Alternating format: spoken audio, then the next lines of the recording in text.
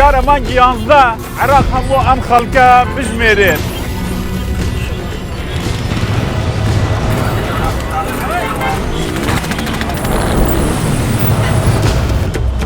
جناب وەزیر کوردی بەڵێ هەموو دەبێ بڵێ من عێراقیم. والله ئەگەر عیدام بکات دەرم کوردی.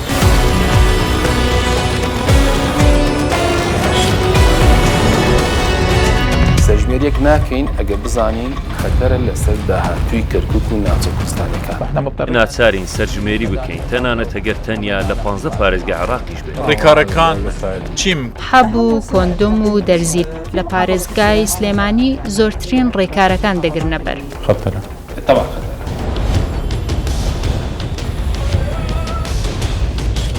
نابێ بڵێ من کوردم، دەبێ بەس بڵێ من عێراقیم. ئەمن ئەوم پێ هەزم ناکرێت.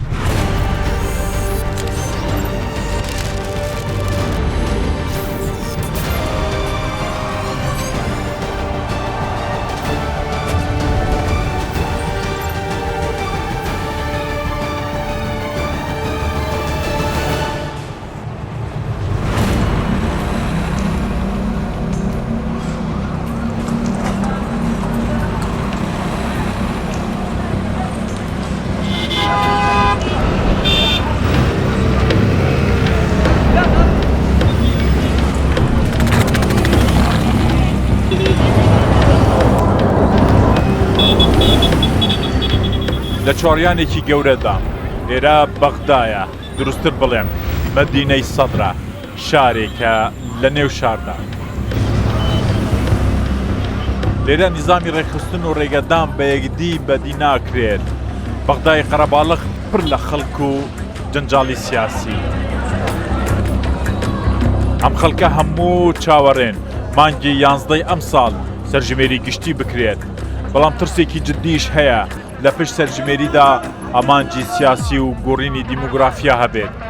ڕەنگە ئەم سەرژمێریە دەرگای زۆر کێشەی تازە بەڕووی عێراقدا بکاتەوە.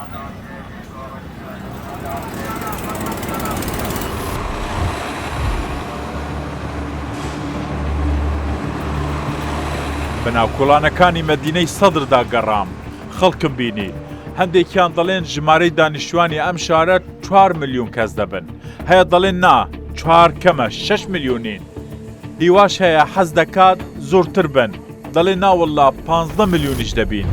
ئەم ژمارانە بە گوترە دەگوترێن نیشانەی بێئاگایی خەڵکی عێراق و مەدینەی سەدرە لە ژمارەی دروستی خۆیان. 27 ساڵە ئەم خەڵکە هەر زیاد دەکەن، لێیان دەمرن، کەم دەکەن، بەڵام کەس نەبووە بیان ژمێرێت. مەدینەی سەدر دەڵێن چەندە؟ 15 ملیۆن. کۆن 4 ملیۆن و نیو بوو کە پێشتر ینی کەی سەردەمی ڕژێمی پێشوو پێش 2003 4 ملیۆن نیو بوو. ئێستا ئێستا زیاد بووە. گەیشتۆتە 10 ملیۆن. ئەو گوتی 15 ملیۆن پێنجی دابەزان. برا زۆرن زۆر. لەگەڵ زیادبوونی ژماری دانیشتوانن یان کەمبوونەوەی؟ نا پێما باشە کەم ببێتەوە. کەم ببێتەوە. چەند کەم ببێتەوە باشترە. چەند کەم ببێتەوە باشترە؟ بێگومان. بۆچی؟ من پێ دەڵێم بۆچی خەڵک بە خۆشی بژی باشترە، ناوچەی دانیشتوان باشتر دەبێت. ئەگەر ژمارەی دانیشتوان زیاد بێت و دۆخی وڵات وەک ئێستا بێت، ئەو کات نە پلەی فەرمانبەری دەبێت، نە کار و بگرە بێکاری زیاتر دەبێت، وایە نە؟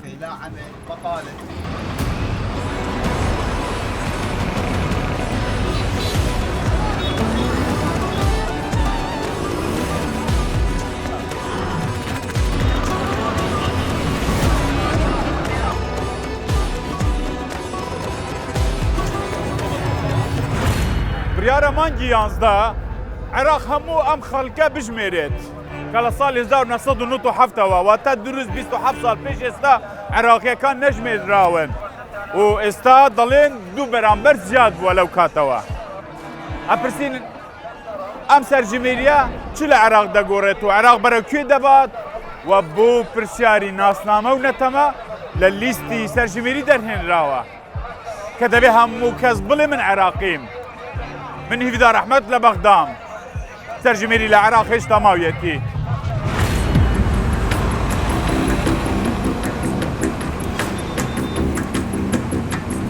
دەچمە لای جەبەر کەباش 70 ساڵ تەمەنی تێپەڕاندووە ئەم ژنە بایعە قایمەیەکی پێیە ناوی هەموو ئەو خێزانە تێدا نووسراوە بایعیان دەداتێ خوێندەواری نییە زۆزوو بە منی دەگوت ئەم ناوانە بۆم بخوێنەوە بزانە چەند کەسن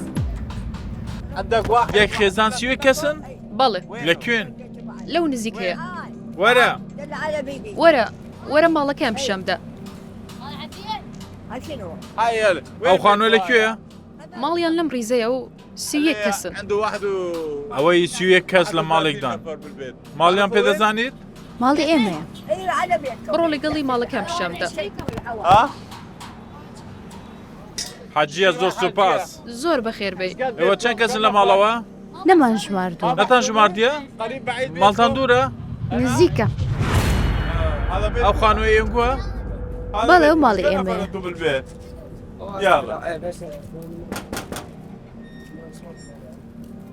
سوافرەتی تێدایە بەڵێ ئافرەتی لێیە سەڵاتان لێ بەوە ماڵێوەیە لە چه هۆزێکیت؟ ئێمە لە هۆز نین کەناڵی ڕووداوین لە هەولێرەوە هاتوین هیچ لەسەر هەولێر بیستووە؟ هەولێر واو بۆچی واو وڵاتێکی خاوین ڕۆشنبیرن خاوێن ڕۆشنبیرن ئەوها لەسەر هەولێر بیستووە؟ بەڵێ بەس مەدینەی سەدر لە هەولێر باشترە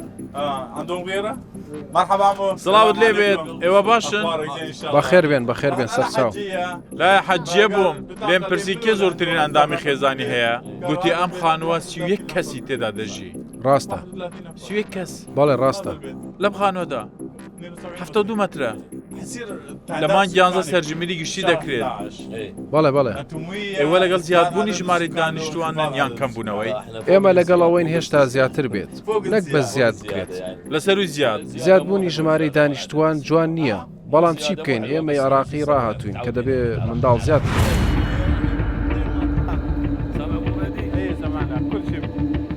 نەک تەنیا بەشار سەدان ماڵی دیکە بە 20 و 30 کەسەوە لە خانووی بچووکی مەدینەی سەدردا دەژین ڕەشک ڕەحیم دراوسەتی لە خانوویەکی بچووک هەر بە زووری گیان دەبێتەوە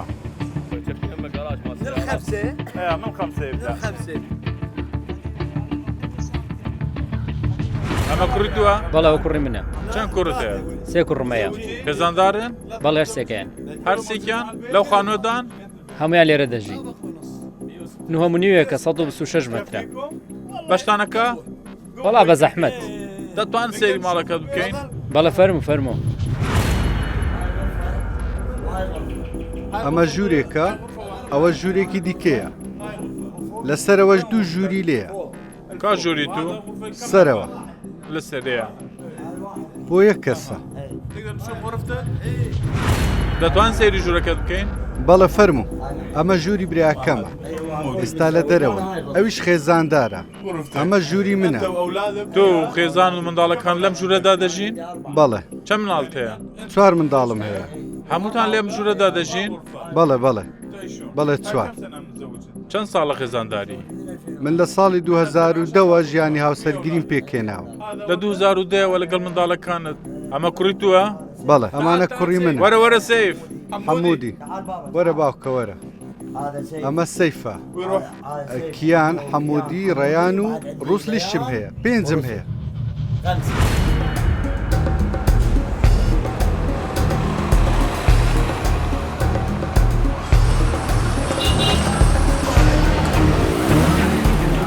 کە لە بەغدا دەگەڕێی بە هەر لایەکدا دەڕوانەی هەر خەڵک دەبینی دانیشتوانی بەغدا ماندوو دیارن لە بەیانیەوە ڕاکەڕاکەیانە بۆ پەیداکردنی نان مەبەستم بوو پلانی حکومەتی عێراق بزانین سەبارەت بەسەر ژمێری گشتی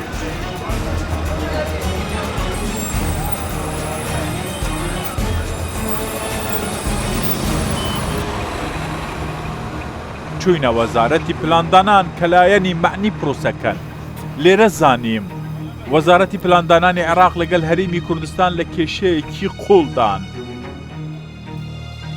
بەغدا دەڵێ داواکاریەکانی هەرێمی کوردستان جێبەجێ ناکرێت هەرێم قبولی بکات یان نا سەرژمێری هەر دەکرێت چوومە لای عەبدولزەهرە ئەلهەنداوی ڕاستپێدراوی فەرمی دەوڵەتە لە وەزارەتی پلاندانانی عێراق هەموو وردەکاریەکانی ئەم پرۆسەیە باز دەکات. هۆشداری دەداتە هەرێمی کوردستان لە بەشداری نەکردنیان. ئەوە تەواو بۆ و بابەتەکە یەکلای کراوەتەوە. وەزیری پلاندانان گوتی ناچارین سەرژمێری گشتی بکەین. ئەوە 30 ساڵە عێراق سەرژمێری نەکردەوە وێنەکە دیار نییە. بۆیە ناچارین سەرژمێری بکەین تەنانەت ئەگەر تەنیا لە 15 پارێزگای عێراقیش بێت. ئەگەر هەرێمی کوردستان بەشدار نەبێت چی لە دەست دەدات؟ وێنەکە ڕوون نابێت و مافەکان لە پەرلەمان و بەشی دارایی لە بودجێ گشتی وەک خۆی دەمێنێتەوە. لەم ڕۆوەوە زەرمەند دەبین. هەر لەوێ بووم زانیاریم هەبوو کە عێراق پرسیارێکی گرنگی لە فۆرمی سەرژمێریدا ڕەش کردوتەوە. ئەویش پرسیاری ناسنامەی نەتەوەییە.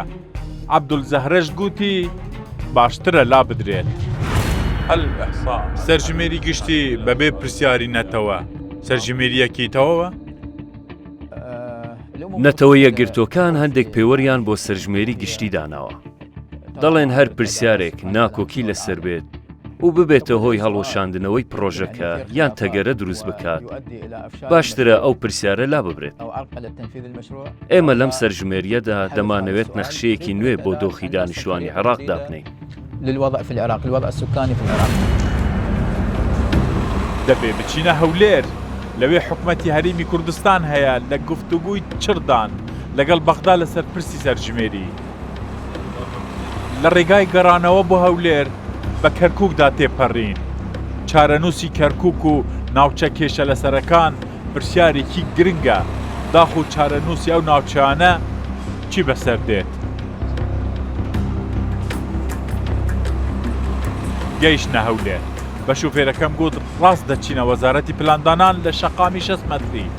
دەمەوێت لەگەڵ دکتۆر دارا ڕەشید وەزیری پلاندانان گفتوگۆ بکەم تاوەکو بزانم وەڵامی حکومەتی هەرێمی کوردستان چییە لەسەر پرۆسەی سەرژمێری.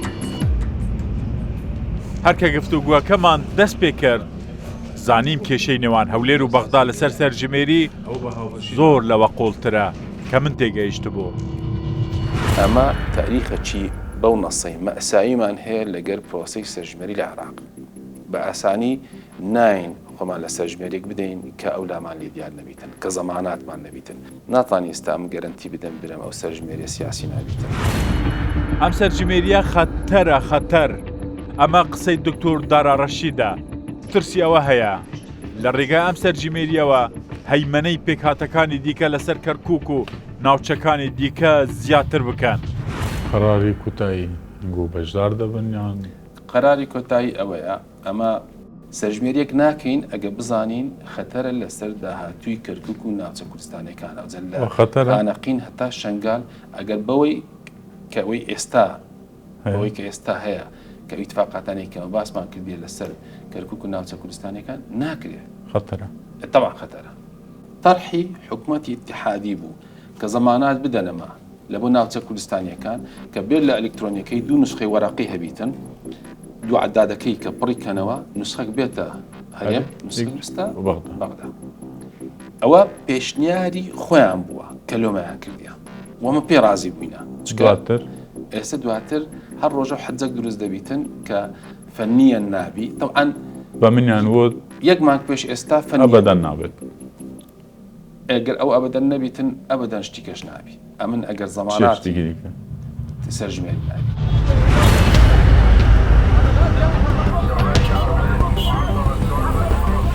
مەترسیە جددیەکانی هەرێمی کوردستان لەسەر چارەنووسی کەرکووک و ناوچە کێشە لەسەرەکان لە بەغدا باز دەکەین. دەیکەنە پرسیار بەڵام وەڵامی حکومەتی عێراق ئەبەدەن بە ویستی هەرێمی کوردستان نییە. لە کەرکووک و مووسڵ و ناوچە کێشە لەسەرەکان ئێوە گوتان ناوچەی پێکەوە ژیان دەبێت سەرژمێری لەسەر کاغەز و تابی ئەلکترۆنی بێت. بابەتی سەرژمێری لەسەر کاغزمان تێپەڕاند و ناتوانین بۆی بگەڕینەوە. ناتوانین. هەر لە بەغداماینەوە سەرژمێری بەرچاوڕوونی دەداتە دەوڵەت لەسەر ژماری دانیشتووان. لە سەرەتای بەرنامە باسی ژمارە زۆرەکانی دانیشتوانی مەدینەی سەدر و عێراقمان کرد. عێراقیەکان هەر خەریکی منداڵ خستنەوەن.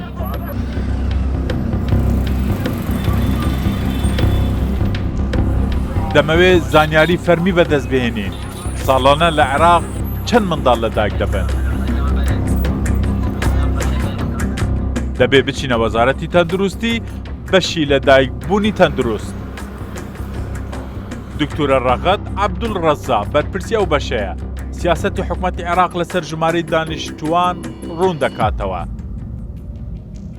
داتایی شوکهێنەر لەسەر ڕێگەگرتن لە منداڵ بوون لە سلێمانی باز دەکات کە لە هەموو عێراق وێنەی نییە هەموو ساڵێ چەند منداڵ لە عێراق لەدایک دەبن ئەگەر بە ژمارە باسی بکەین ساڵانە ژمارەی لەدایک بووان 1,100,000 منداڵە ئەمە وەک ڕێژە باسی دەکەم نێوە ڕێژەکە جێگیرە دەتوانم بڵێم لە ماوەی 5 ساڵی ڕابردوودا وەک ڕێژە وا بووە جیازی چییە لە بینی هەریمی کوردستان و ناوچەکانی تری عێراق لەسەر منداڵ بوون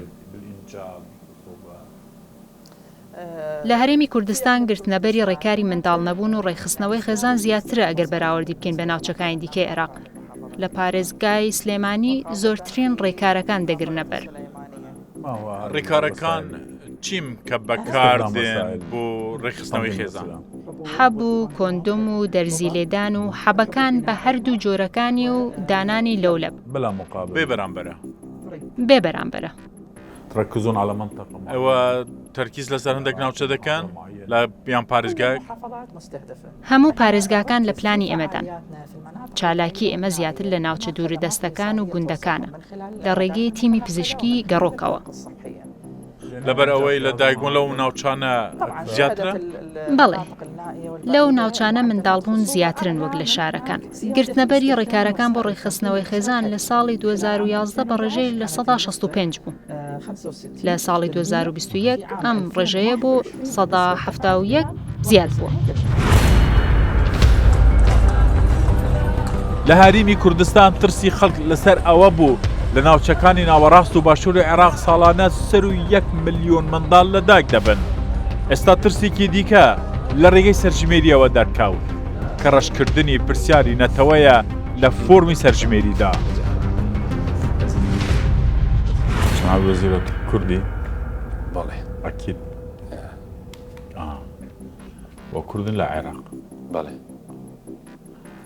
ئەیلوو لەو سەرژمێریە هەموو دەبێ بڵێ من عێراقیم ئەوە پرسیارێکی بەڵێ دەزانم کاک هێدار ناکرێت چەند سەما سەر بە کەرکووک نەبی کەلار و کفری و دوشخڵمات و سەر بە کەرکووک نەبیت و دانیشتوانەکەی سەر بە کەرکووک نەبی ئەمە ڕێژەی کورد لە کەرکووکدا بنێم کەمینە دەردەچێت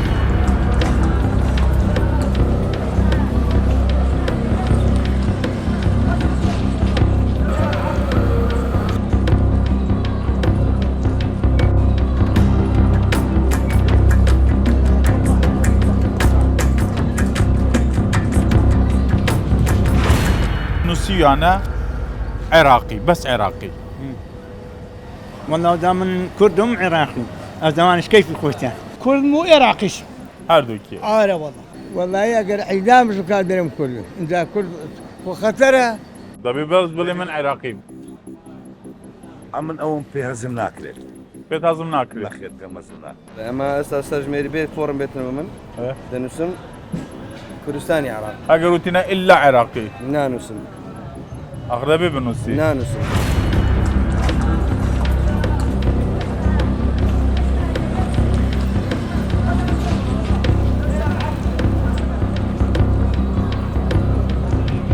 ئەنا فۆرمی سەرژمێریە بڕیارە لە زاخۆ حەتەفاوێ لە خەڵکی بپرسن هەفتا پرسیاری تێدایە یەکێک لە پرسیارە سەرێکیەکانی بابەتی نەتەوەیە دەبێ هەموو خەڵک بڵێ من عێراقیم هیچ پرسیاری تری تێدا نییە لە خەڵکی بپرسی قەیچی ئەکانگو بەس بڵێ من عێراقیم دیار بوو خەڵکی هەرێمی کوردستان هەندێک حەساسیان هەیە کە بەس بڵێن من عێراقیم بۆ من دەرکەوت ئەو مێژوەی عێراق و حکومەتەکانی عێراق کاریگەریەکانی لەسەر تاکی خەڵکی ئەم هەرێمە هێشتا ماویەتی